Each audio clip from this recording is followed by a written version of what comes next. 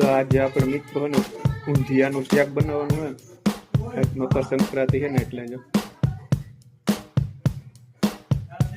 હું બધો મસાલો તૈયાર કર્યો, બની જાય પછી બતાવું.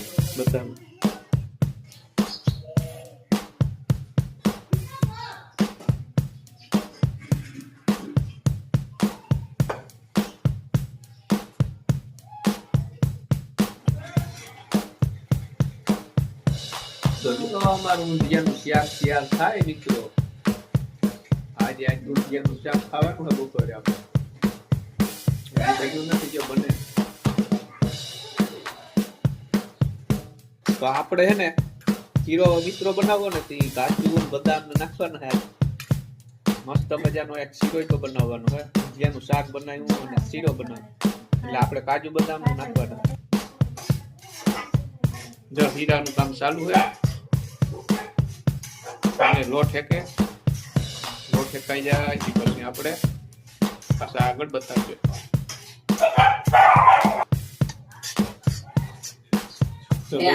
જો દૂધ નાખવાનું છે, પછી ઘી ખાંડ નાખવાના. તો મને એવું લાગે કે આ ને લોટ થોડોક બરેલો હોય એવું લાગે છે.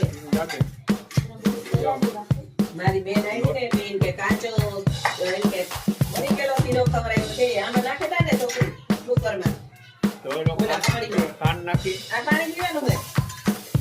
જે કોણ નાખવાનું છે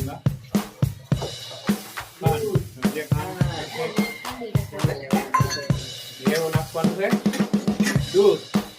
તો દૂધ નાખીએ પછી બનાવવાનો શીરો. અને ખાંડ નહીં થતું મેં નાખવાનું.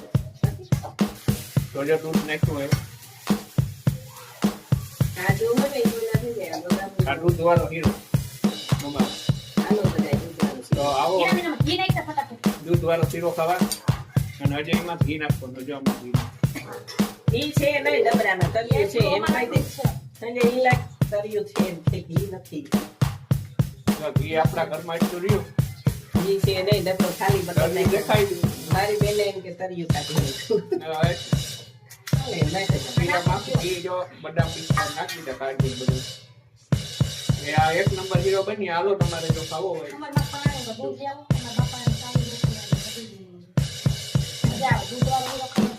નારાયણ ભગવાન નો. તો જો મિત્રો આપણો હીરો થઈ ગયો તૈયાર. જો એક નંબર. તો જો હીરો તૈયાર કરે ને બની ગયો. હવે આપણે જમવા ટાણે મિત્રો પાછા હાલો બધાય શીરો ખાવા બતાવશું. ઓકે, તો જોતા રહેજો આપણો વિડીયો એન્ડ. જો આ ઊંધિયાનું શાક, તો આ ઊંધિયાનું શાક આવે કોણ શાહ અને આ હીરો.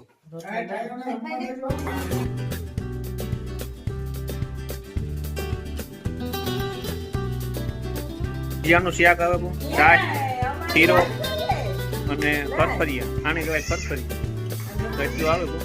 હજી રોટલી બાકી છે. ના ના બાંધે સંજય બાપુ.